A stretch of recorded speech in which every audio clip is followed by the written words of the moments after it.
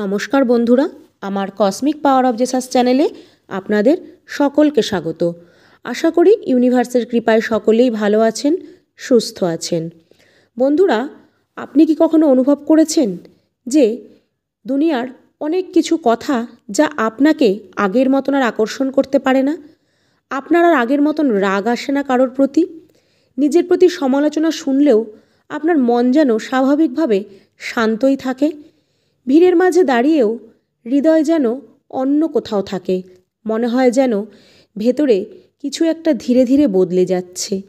যদি এই সব কিছু আপনার সাথেও হয়, তাহলে জেনে রাখুন যে এই পরিবর্তন সাধারণ নয়। এটা আপনার অন্তরের এক গভীর যাত্রার সূচনা। এটা আত্মার একটা ডাক, যা আপনাকে জীবনের গভীর অর্থের দিকে টেনে নিয়ে যাচ্ছে। যখন আমরা ভেতর থেকে বদলাতে শুরু করি, তখন ইউনিভার্স আমাদের বেশ কিছু আশ্চর্যজনক সংকেত দেয়। এই সংকেতগুলো দেখায় যে আপনি এখন আর কেবল বাহ্যিক জীবনের সীমাবদ্ধ নন, বরং এক নতুন আধ্যাত্মিক যাত্রায় পা রেখেছেন।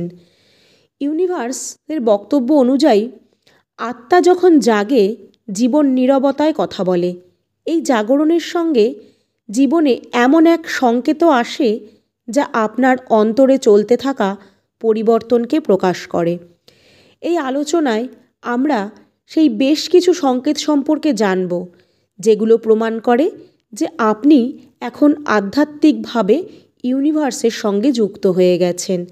এই সংকেতগুলো আপনাকে সেই স্তরগুলি বুঝতে সাহায্য করবে যা আপনার ভেতরে লুকিয়ে থাকা সত্যের আরও কাছাকাছি নিয়ে যাবে। যদি আপনি জানতে চান যে আপনি কি এই যাত্রায় আছেন, তাহলে এটি সম্পূর্ণ শুনুন। এটি আপনার আত্মার কণ্ঠস্বর। প্রথম সংকেত হলো, যখন আমাদের ভেতরের শান্তি বাহ্যিক কোলাহলের চেয়েও বেশি শক্তিশালী হয়ে ওঠে। বন্ধুরা, আপনি কি কখনো অনুভব করেছেন যে বাহ্যিক পরিবেশে যতই আওয়াজ হোক না কেন, আপনার ভিতরে এক গভীর শান্তি বিরাজ করে? কেউ নেতিবাচক কিছু বললেও বা পরিস্থিতি কঠিন হলেও আপনার মন কোনোভাবেই অস্থির হয় না। আপনি কেবল আপনার ভিতরের দিকে তাকাতে শুরু করেন। হ্যাঁ বন্ধুরা, এটি কোনো সাধারণ বিষয় নয়। এটি সেই ইঙ্গিত যে আপনার আত্মা জেগে উঠেছে।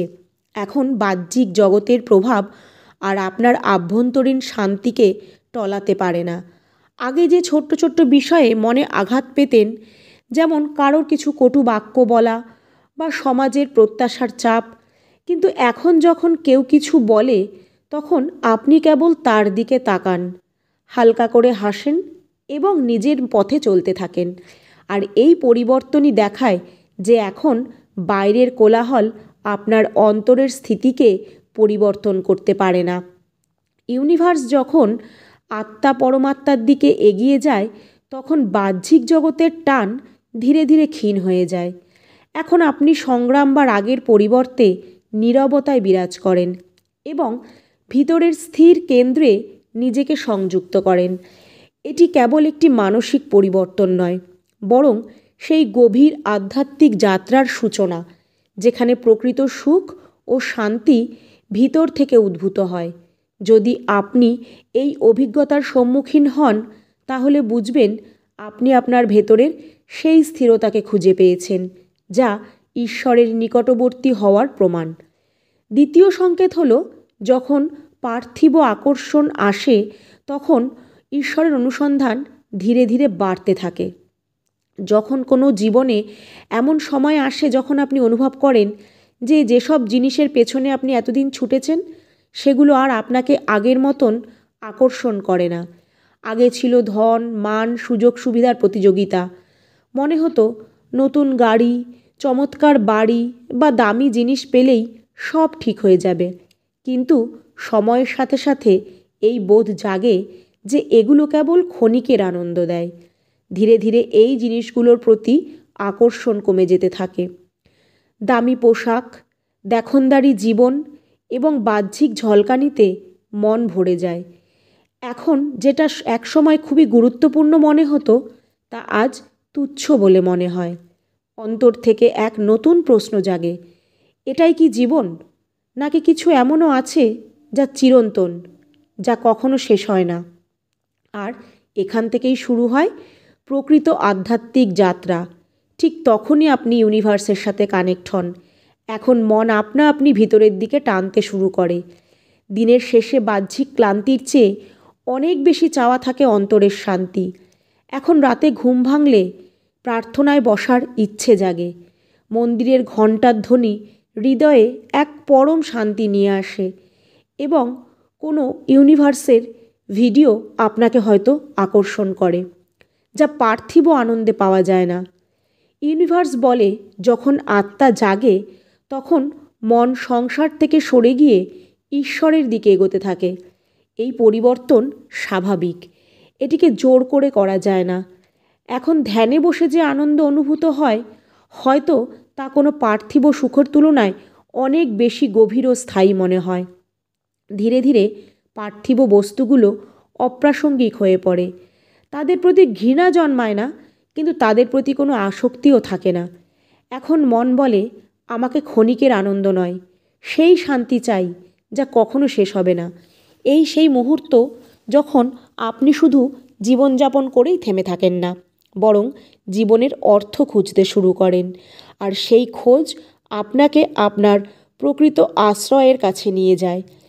তৃতীয় সংকেত, যখন একাকিত্ব ধ্যান আমন্ত্রণ হয়ে ওঠে। জীবনের এমন একটা সময় আসে, সব কিছু থাকা সত্ত্বেও অন্তরে এক শূন্যতা অনুভব হয়। মানুষজন পাশে থাকলেও তাদের সঙ্গে কোনো সংযোগ অনুভূত হয় না। মন চায় শুধু চুপচাপ কোথাও বসে থাকি আর নিজের মধ্যে হারিয়ে যাই। আগে এই একাকিত্ব ভয় হতো, অস্থির করত, কিন্তু এখন এই একাকিত্বই এক নতুন শান্তি হয়ে ওঠে। যেন ভিতর থেকে কেউ বলছে, বাহিরের অনেক কিছু তো দেখলে, এখন ভিতরে এসো, নিজের অন্তরাত্মার সাথে সাক্ষাৎ করো। এটি আত্মার প্রথম আহ্বান, যা আপনাকে ধ্যানের দিকে টানে। এখন একা বসে থাকা আর কষ্টদায়ক হয় না, বরং সুখের আহ্বান হয়। মনে হবে এই কোলাহল থেকে দূরে সরে গিয়ে চোখ বন্ধ করে নিজের ভেতরে তাকানো অনেক সহজ ও স্বাভাবিক। ইউনিভার্স বলে, একাকিত্ব শুধু তখনই কষ্ট দেয় যতক্ষণ না আমাদের আত্মার সঙ্গে পরিচয় হয়। আর একবার সে সম্পর্ক তৈরি হলে একাকিত্বই সব থেকে সুন্দর, সব থেকে প্রিয় সঙ্গী। এই সেই মুহূর্ত যখন আপনার একাকিত্ব আর ভয়ের নয়, বরং নির্জনতায় শান্তি এনে দেয়। এটা যেন ইউনিভার্সের সেই আশ্রয়ের মতন লাগে, যেখানে কোনো প্রশ্ন নেই, উত্তর নেই, শুধু সেই নীরবতা যা আপনার আত্মাকে শ্বাস নিতে শেখায়। তাই যদি এমন কিছু অনুভব করছেন, তাহলে বুঝে নিন এটি একাকিত্ব নয়, বরং ইউনিভার্সের আমন্ত্রণ। এটা সেই নীরবতা যা আপনাকে ধ্যানের গভীরে নিয়ে যায়। চতুর্থ সংকেত, যখন অন্যদের পরিবর্তনের পরিবর্তে নিজেকে বদলানোর অনুপ্রেরণা জাগে। আমাদের স্বভাব হয়ে যায় জীবনের সমস্যার সমাধান অন্যদের বদলাতে খোঁজার। আমরা ভাবি, যদি ওর স্বভাব বদলে যায় তাহলে আমার কষ্ট শেষ হবে। কিন্তু বাস্তবতা হলো, অন্যকে বদলানোটা এতটা সহজ নয়, এবং তা কখনোই সবসময় স্থায়ী হয় না। প্রত্যেক মানুষ তার নিজস্ব অভিজ্ঞতা, পরিস্থিতি ও সীমাবদ্ধতার সঙ্গে জীবনযাপন করে। তাদের ভুলগুলো খুঁজে বের করা সহজ, কিন্তু তাদের অন্তরের যুদ্ধ বোঝা খুবই কঠিন। তাই প্রকৃত পরিবর্তন তখনই আসে যখন আমরা অন্যদের দিকে না তাকিয়ে নিজেদের পরিবর্তনের দিকে এগিয়ে যাই। যখন আপনি নিজেকে বদলানোর সিদ্ধান্ত নেন, তখন আপনার ভেতর এক নতুন শক্তি জাগে। আপনি নিজের চিন্তাভাবনাকে ইতিবাচক করে তোলেন, নিজের অভ্যাসগুলোকে শোধরানো এবং প্রতিক্রিয়াগুলোকে ভারসাম্যময় রাখেন। এই পরিবর্তন কেবল আপনাকে একজন ভালো মানুষ করে তোলে না, বরং আপনার চারপাশের পরিবেশকেও ইতিবাচক করে তোলে। ইউনিভার্স বলে, যে ব্যক্তি নিজেকে বদলায় সে গোটা বিশ্বকে বদলানোর ক্ষমতা রাখে। যখন আপনি নিজের চিন্তা ও আচরণকে ঠিক করেন, তখন আপনার সম্পর্কগুলো আরও ভালো হয়। আপনার শান্তি ও বোঝাপড়া দেখে আশেপাশের মানুষও অনুপ্রাণিত হয়। এই প্রক্রিয়া আত্মার গভীরে স্পর্শ করে। যখন আপনি নিজের দুর্বলতাগুলোকে মেনে নেন এবং সেগুলো ঠিক করার চেষ্টা করেন, তখন আপনি পরিস্থিতিগুলো দেখার দৃষ্টিভঙ্গি পাল্টে ফেলেন। আর এটাই হলো আসল আধ্যাত্মিক উন্নতি। নিজের ভিতরে তাকানো, নিজেকে উন্নত করা এবং অন্যদের জন্য এক উদাহরণ হয়ে ওঠা।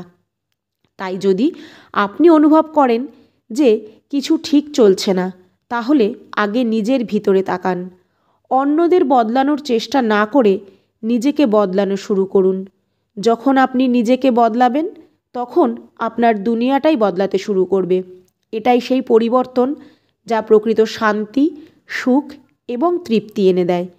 পঞ্চম সংকেত হলো ক্ষমা, করুণা এবং সেবা যখন আপনার মূল স্বভাব হয়ে ওঠে। আগে যখন কাউকে কষ্ট পেতে দেখতেন, তখন এক মুহূর্তের জন্য মন খারাপ হতো, তারপর আবার নিজের কাজে ব্যস্ত হয়ে পড়তেন। মন বলতো এটা তার নিজের কর্মফল, আর আমরা সামনে এগিয়ে যেতাম। কিন্তু এখন আর তেমন হয় না। এখন যখন কাউকে কষ্ট পেতে দেখেন, তখন মন ভার হয়ে যায়।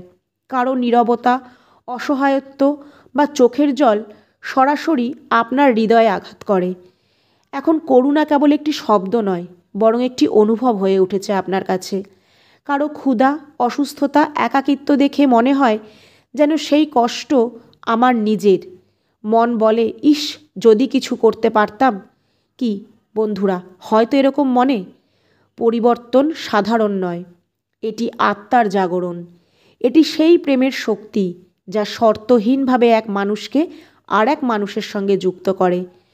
ইউনিভার্সের বক্তব্য অনুযায়ী যখন আত্মা জাগে, তখন মানুষ অন্যের দুঃখকে তার নিজের ভিতরে অনুভব করতে শুরু করে, যেটা হয়তো এই মুহূর্তে আপনার হচ্ছে। এটাই করুণার সংজ্ঞা।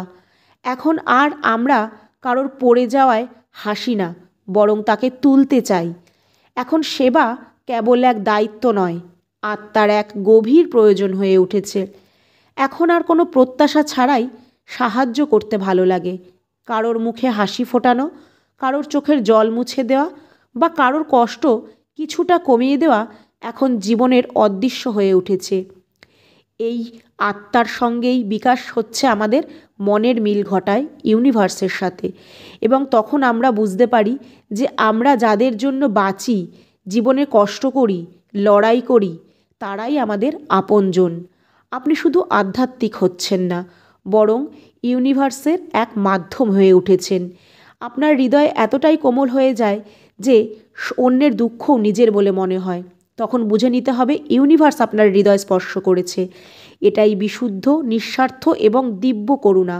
ষষ্ঠ সংকেত, যখন জীবনের প্রতিটি ঘটনার মধ্যে আপনি ইউনিভার্সের বার্তা দেখতে পান। আগে জীবনের ঘটনাগুলোকে শুধুই কাকতালীয় মনে হতো।